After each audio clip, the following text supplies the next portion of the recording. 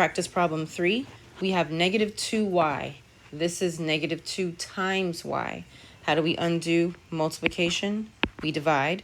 You're dividing by a negative 2. Don't forget the negative. So y equals negative divided by negative is positive.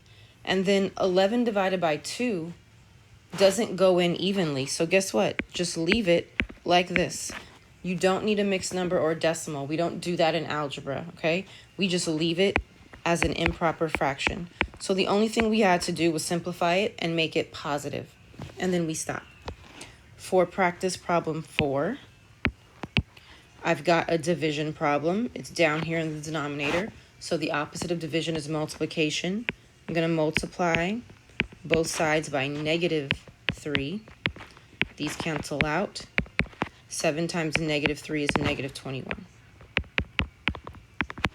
That's it. 2 more practice problems.